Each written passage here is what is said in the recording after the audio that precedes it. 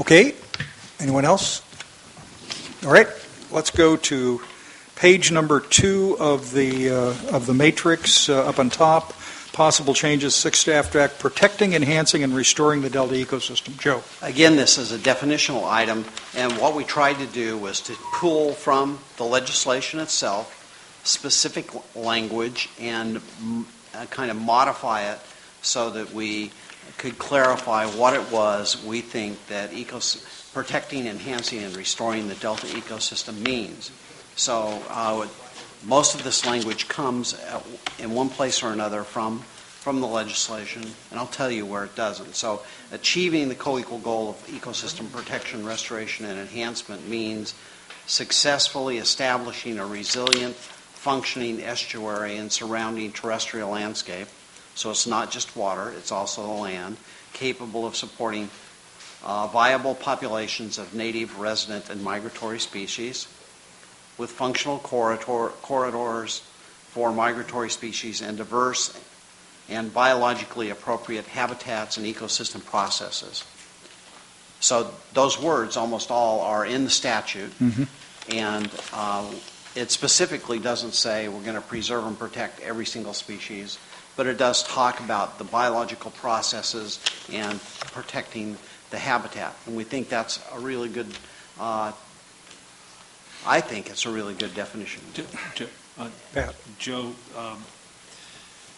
you don't put a number on the species. No, we do not. Right.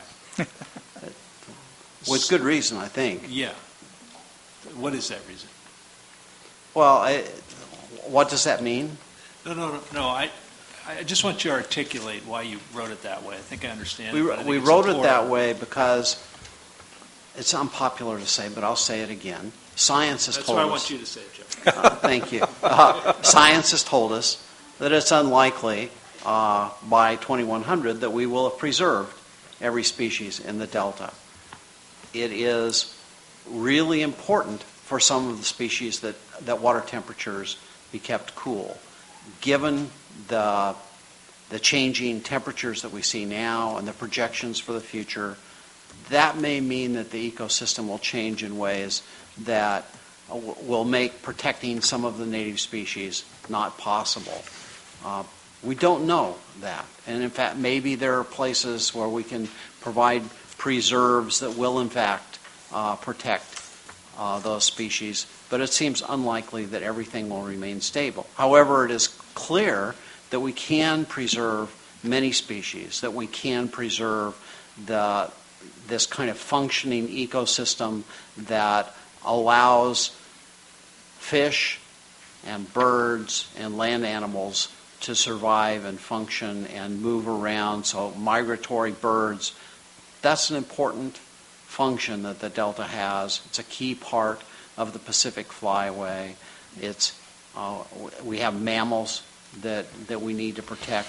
And so by actually creating this preserve, and I've had the discussion with the chair, does that mean 15% of the Delta should be preserved and I can't tell you the exact number, but it's probably on that order that we actually protect and preserve and restore. By the year 2100. Yeah, 15% by the year 2100. That will have a significant benefit for the species. And so we're going to have to get there. We're going to have to get to the point where we say these are the specific objectives. But in the meantime, we think it's important to identify the kind of the biological processes, if you will, on a very high level, and then it's going to have to go down further. I think it's a good contribution, your language. Yes. Thank you.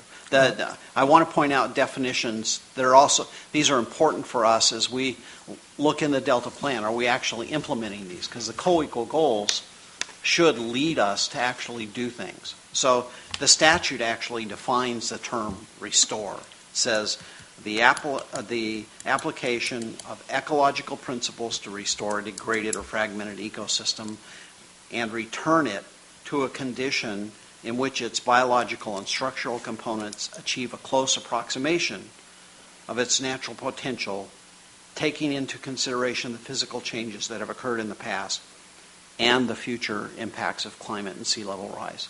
That's already defined for us in statute. So that could mean restoring habitats, and we kind of describe that. The next section is, remember the goal is protect, restore, and enhance. So we talked about restore.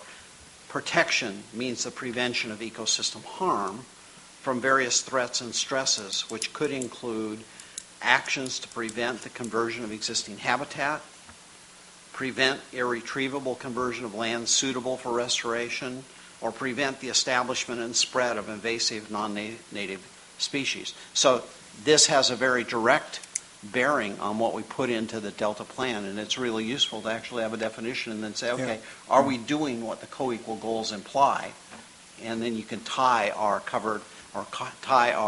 policies and recommendations to those definitions. And then enhancement, the improvement of existing desirable habitat and processes.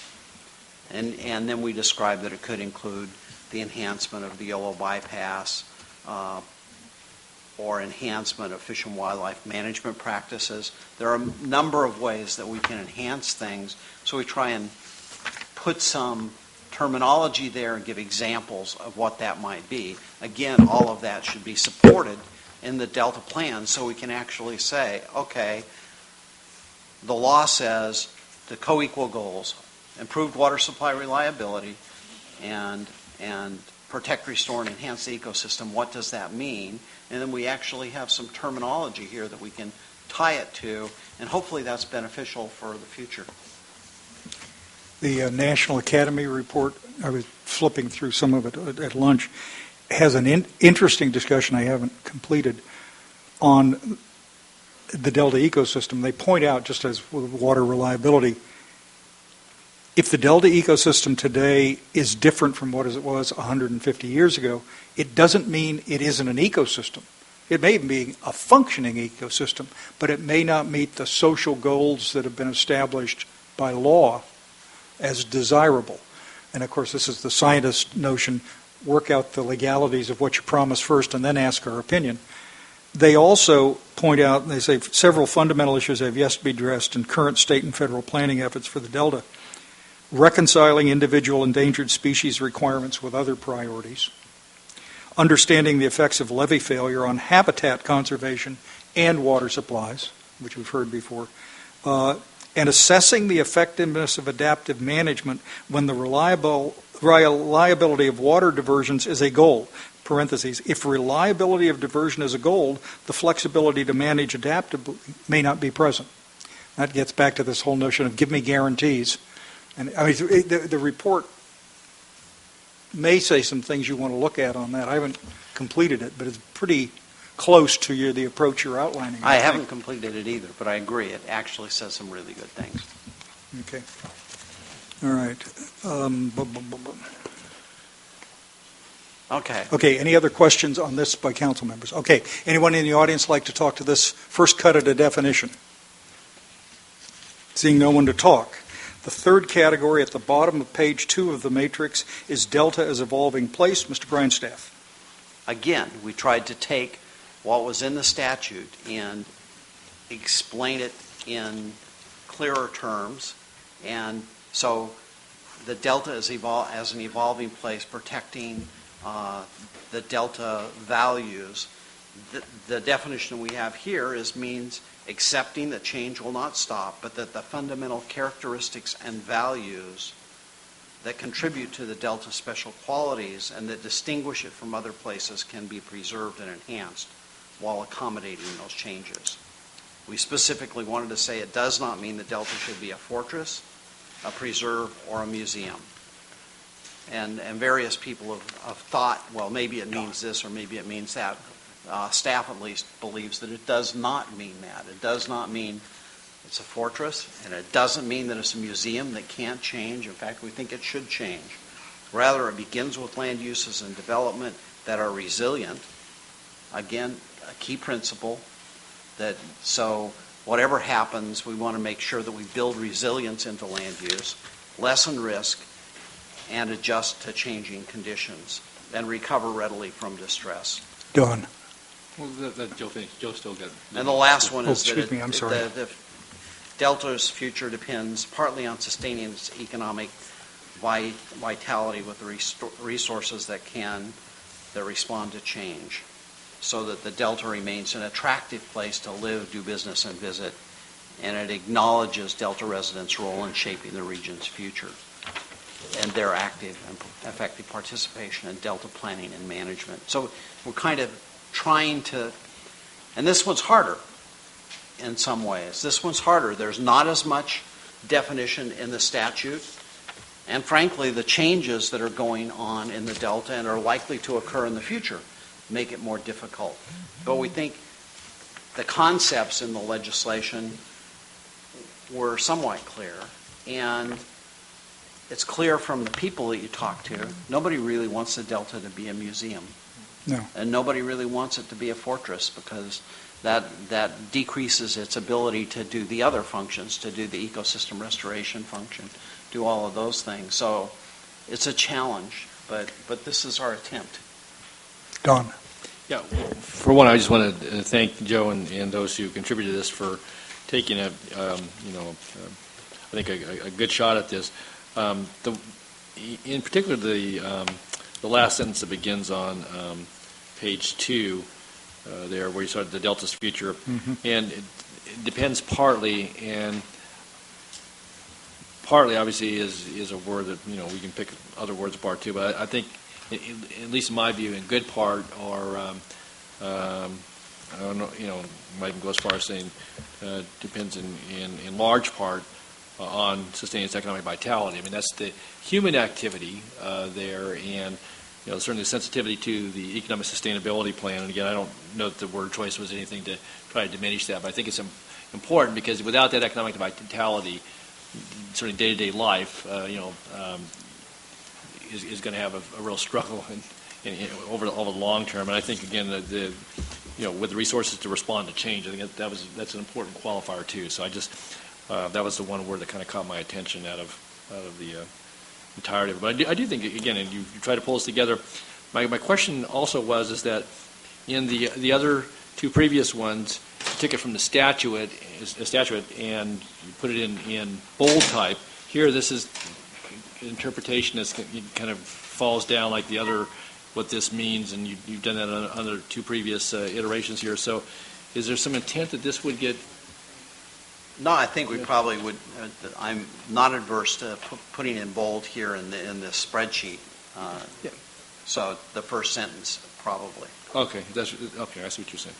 All right, that helps for today's purpose. But anyway, I appreciate the effort that's gone into this. So thanks.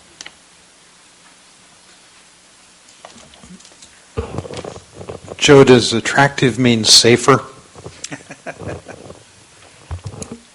Attractive.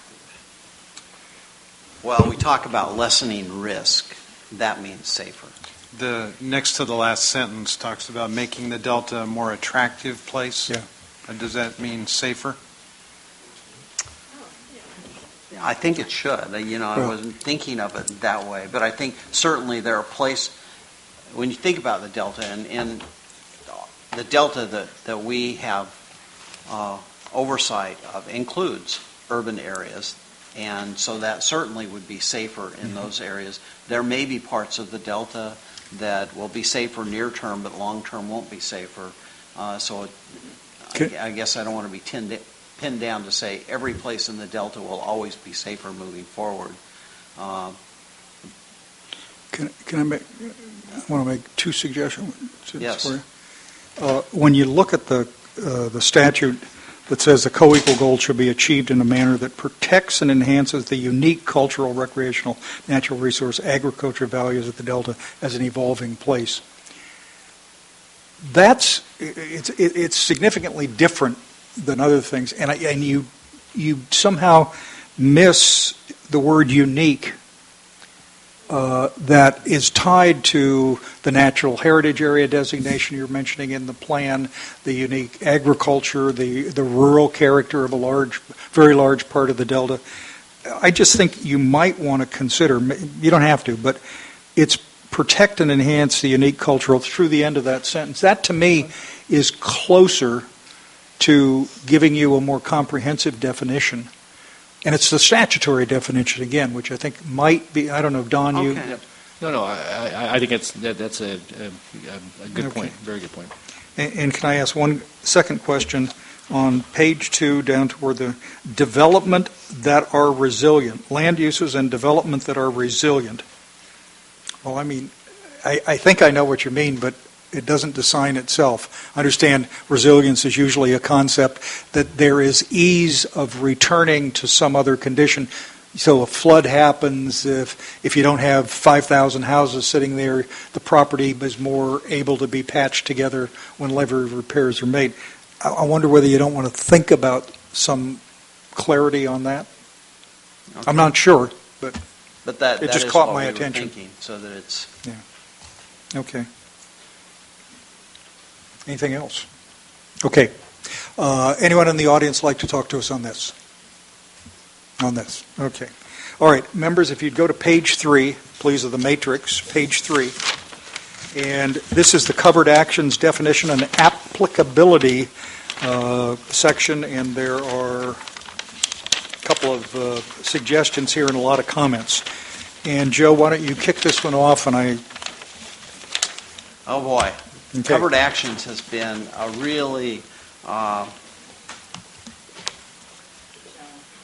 challenging and difficult issue. The statute defines covered actions, and we have that on the left here where it talks about current language in the 5th staff draft. That really is what the statute says. There are other exemptions and stuff, but these lines here come directly out of the statute. So what we're thinking about is how do we actually clarify that for people? And so what we've got here is language that we think helps clarify that moving forward. So the first part is it a program, project, or plan? And that definition comes from a certain part of the code. And so we're trying to lay out, this is a section from CEQA that defines the term project. And so before anything is a covered action, we're thinking, for our attorneys, it's really clear. Or for many of our attorneys, it's clear. This is what you mean. We thought we'd put a more clear language here, and so that's the first part of what's a covered action. First of all, it has to be a plan, program, or project within the definition of the Public Resources Code, which is a section of CEQA. So that's number one. The second one. Does it occur or in whole or in part within the boundaries of the Delta or Suisun Marsh? And again, we say that, we have that listed on the first one. We try and explain that as an example, by saying that things that are entirely upstream don't satisfy the criteria. By contrast, it is met if water was transferred through the Delta, or a project is done in the Delta. So we're trying to clarify what it means to occur in whole or in part within the boundaries of the Delta or Suisun Marsh. Again, with the next one, is it carried out or approved or funded by the state or a local public agency? A similar kind of, just trying to clarify the language. Will it have a significant impact on the achievement of one or both of the co-equal goals, or implementation? And this language comes from statute. And we actually had Chris try and help us here and explain more clearly. And this is obviously an area where it's more open to interpretation. So we try and narrow it, but still you're not going to be able to narrow everything and nail everything down perfectly. So Chris, if you want to... Yeah, I can guarantee I won't nail it or nail it down perfectly. But just one preliminary comment: the way that we've structured this section here is by referring to, you'll see at the top, screening criteria, and that came about through many discussions with stakeholders, many discussions in open sessions, discussions that we had in some of the workshops that Ms. Gray was kind enough to suggest that we all well-attended, and we got to using this phrase screening criteria, and it kind of caught hold, so we figured that we should just incorporate it into the Delta plan, and it, in our heads, it means whether or not a proposed action actually rises to the level of a covered action. So we said, let's run through the process, let's put it down in words, let's call them screening criteria, and as Joe said, he's walked through most of them. Most of them. We now get to the one that's probably the most important, and that's the one that's given us pause. And it also ties back to the discussion that we just had about definitions of achieving the co-equal goals. And here's the tie-in. The statute, as you recall, says that you have to have a significant impact on achievement of one or both of the co-equal goals or a government-sponsored flood control program. We heard from a whole multitude of stakeholders that unless you tell us what achievement of the co-equal goals looks like and what a government-sponsored flood control program is, it's going to be hard for us to determine whether or not one of our proposed actions actually has a substantial or significant impact. And we said, you're right. So that's why another reason why we took a shot at those definitions. So what we do is we pull those definitions into now the screening criteria arena, and it will help. It's for ease of use, clarity. It'll help hopefully state and local agencies that have proposed actions self-certify to figure out whether or not they actually are covered actions. So I think all of the efforts to date have been very worthwhile, and hopefully will, in the sixth staff draft with your concurrence, add some more clarity to the process. A couple issues with regard to the significant impact screening criteria that we've also clarified is a significant impact can either be positive or negative. We raised this issue in some of the workshops with some of the stakeholders. I think that once we explained it, it made sense. The primary reason is that if we were just focused in on proposed actions that had negative consequences, we would likely never see any big ecosystem projects. We would likely never see any big water projects because, at least in the proponents' minds, they're all significant positive impacts. We want to make sure that big Delta projects are consistent with the Delta plan, and that the way that they're structured and proposed to be implemented are actually consistent. They're done in the right way. Even an ecosystem project that says it has beneficial impacts, we want to make sure they're the beneficial impacts that we're concerned with and that are part of our plan. So that's one of the clarifications in the screening criteria, in addition to adding the definitions. You'll also see a definition of government-sponsored flood control program. We got this consulting with some of our colleagues through the flood board, I believe, and through some of our people that are dealing in flood issues, with some technical advice from some of the AGs that help on the issue. So I think that all around we've, at least with this screening criteria, added a heck of a lot more clarity. Okay, let's get questions of Ms. Gloria. First, I wanted to thank staff for the format of the document. I know you had to go through and add additional information, so thank you for that, Joe and your staff. I like the screening criteria as a method by which you kind of determine what's the covered action. I know the definitions are it's very challenging because there still may be some ambiguity and some confusion there, but I think your effort, your staff's effort, and the stakeholders' staff's effort meeting with you guys and trying to work it out, I think is what this plan should be all about, collaboration and trying to bring up those key points and agree on whatever you can agree on.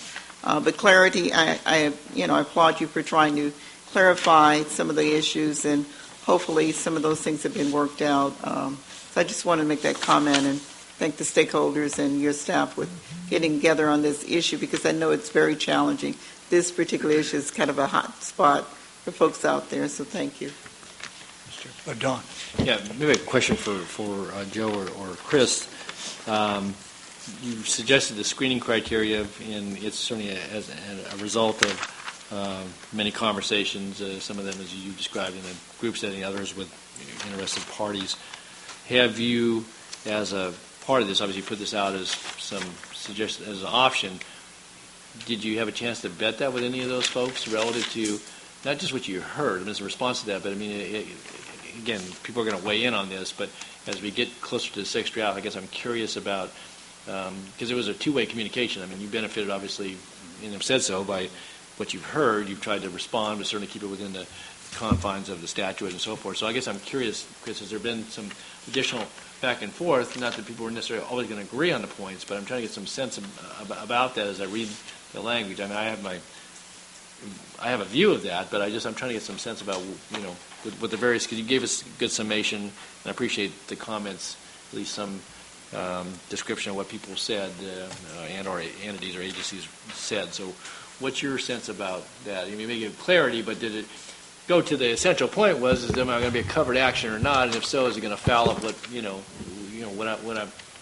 think I may want to pursue in the future? So Right. Well, just speaking for myself, Yeah. I know that this language in particular hasn't been vetted, although it's been discussed, and Okay. it's pretty much our way of addressing a lot of the concerns, which were common concerns, Yes. and even among some of our staff, that it just wasn't clear in our board members.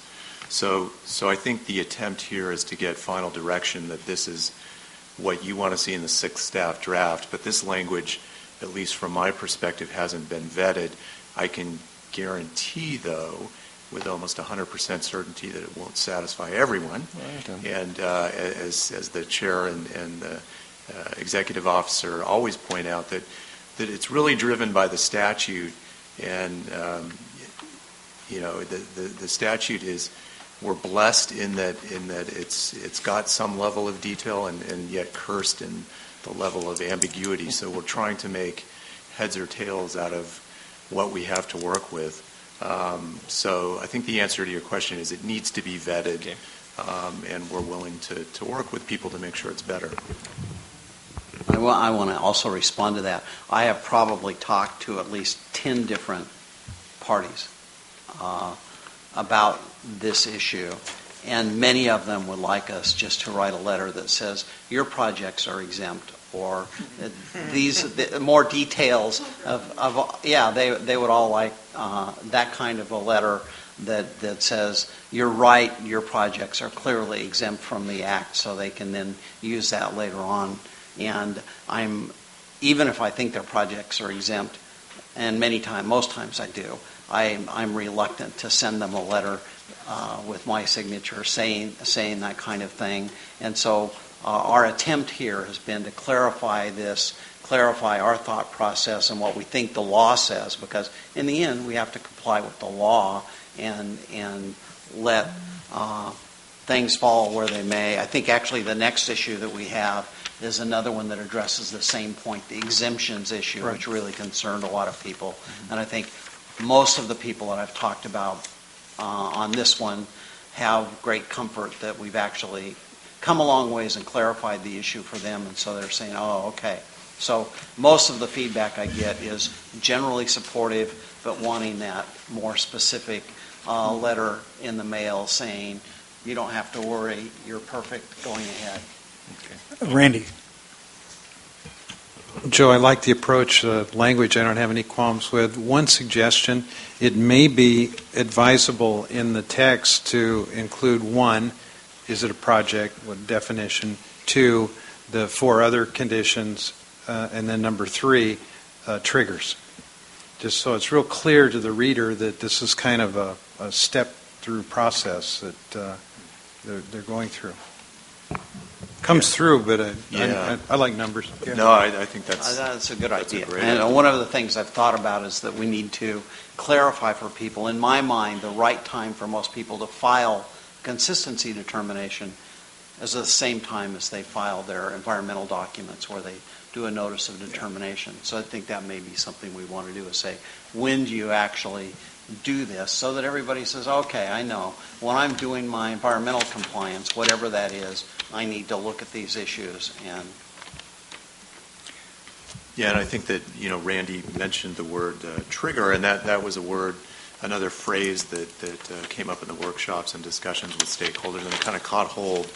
And it made sense with regard to the last, what we're considering the last criteria, the last screening criteria, and that's at the bottom, almost the bottom of page 4 before option 2, and that's is the once you've figured out that you've met all the screening criteria except for that one, we're using the term proposed action with a capital P, capital A. So it means this is the, well, let me take it back. Let's go to the actual language. Okay, so Page 4, page 4 is it covered by one or more provisions of the Delta Plan? right-hand side, bottom. Are you there? Okay. So this means that the proposed action must be covered by one or more regulatory policies contained in chapters 4 through 8 of the Delta Plan. So you've met all the screening criteria. Now the statute tells you got to look elsewhere in the Delta Plan, figure out if a policy covers your proposed action. If it does, that's when you become a covered action with a capital C, capital A. That's when you have to file a certificate of consistency. So we're trying to set out the stages. I like the idea of using numbers because it's easier to follow the process. But the idea was to make it more user-friendly. So once you've met all those screening criteria, you actually are a covered action. So that was the attempt. Randy. So just to wrap it up, we Yes. could title this, "You know you're a covered action if." Absolutely. Yeah. I've got one question and one suggestion and a comment. On page 4, under the government-sponsored flood control language, you've got whatever it is, the 10 particular existing programs.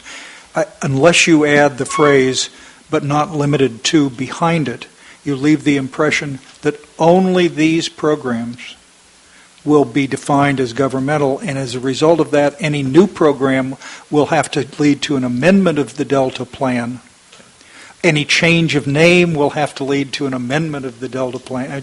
It's minor, but... No, that's an important point. Actually, I hadn't noticed, but we didn't pick up the entire definition. It actually does have introductory language. These were examples of the programs, and we actually have more specific language, but you're right.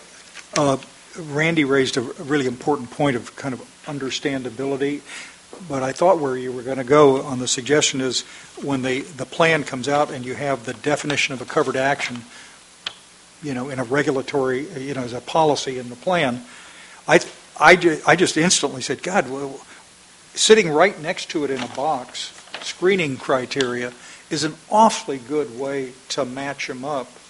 I'm not sure that works out graphically, but think about it, because there are some other places where, do we have other screening criteria, kind of? I'll bet you'll find a couple other screening criteria. And rather than letting people dig it out of buried footnotes or appendix or something else. Yeah, absolutely. We're trying just think about that. Think of the most user-friendly ways. And in fact, when we're trying to look at a uniform structure, that we lay out the policy, so the policies actually would have a sentence for each of them that says this policy covers proposed actions that do X, Y, and Z. So users can go straight to that policy, figure out what the policy is, and then whether or not their proposed action is actually covered by the policy. So, but we'll take a look. Okay, other questions? Okay, who wants to talk to us on this? Mr. Chair. Yes, Mark. Oh, I'm sorry, Gloria. Excuse me. I apologize.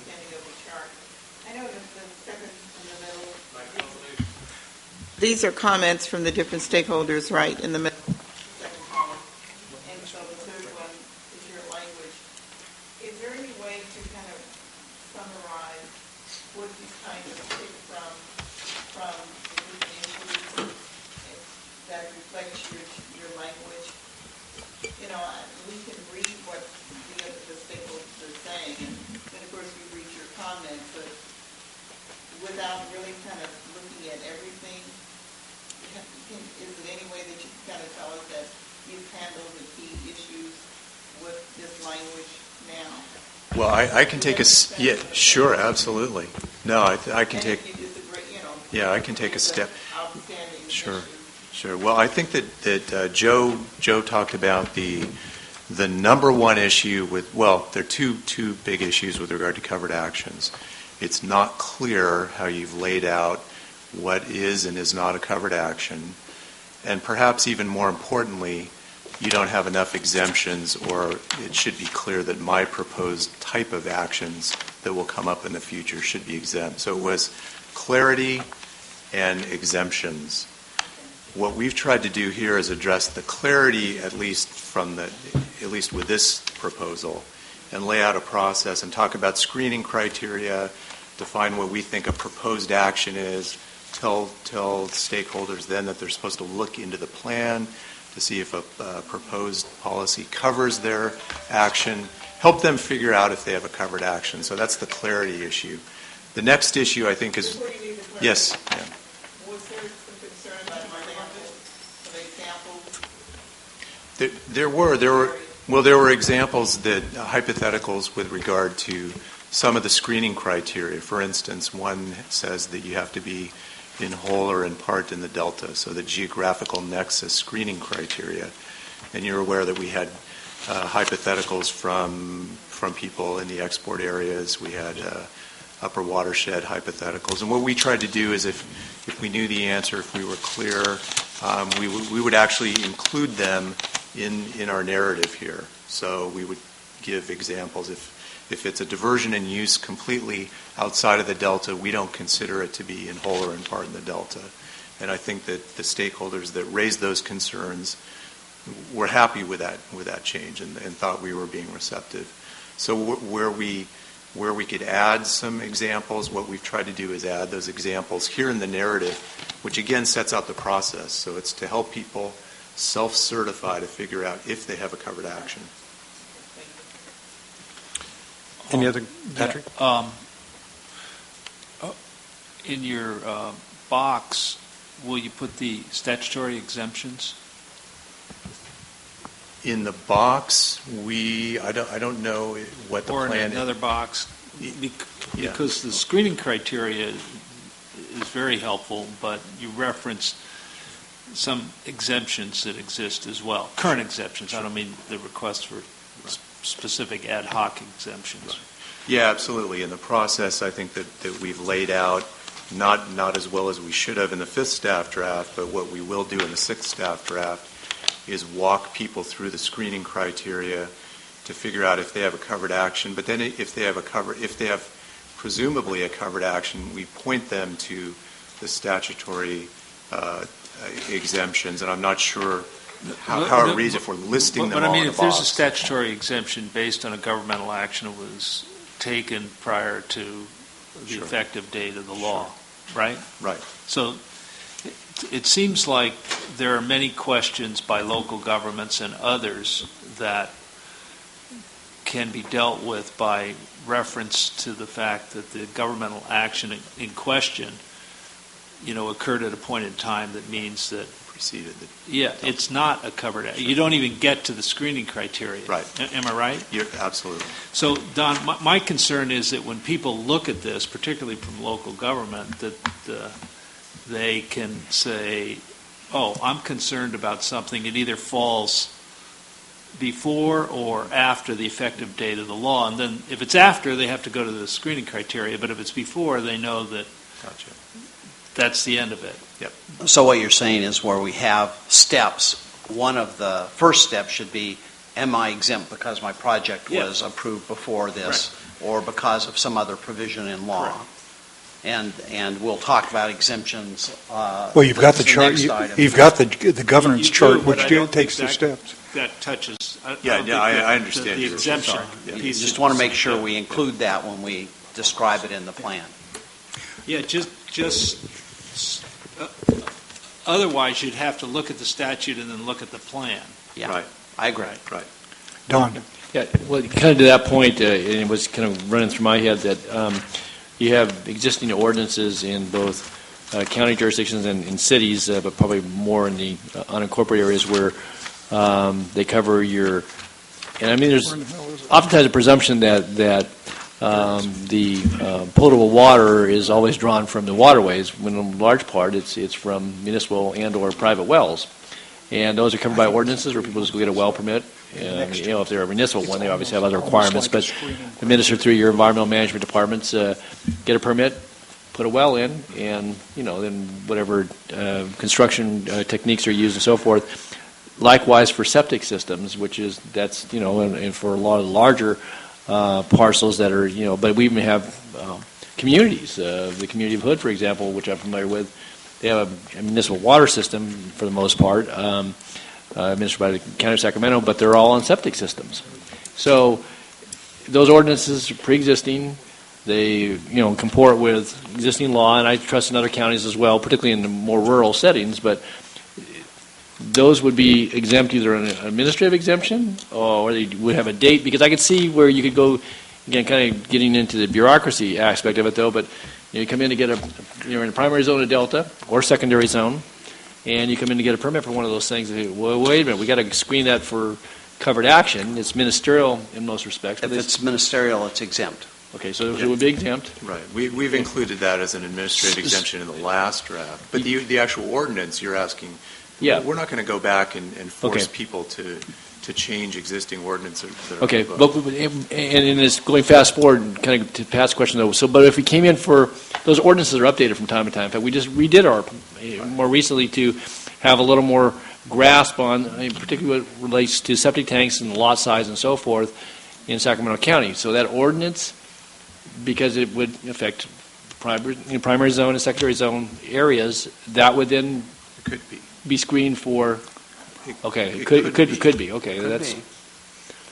If it has an impact and is covered by one or more policies, it could be. Okay.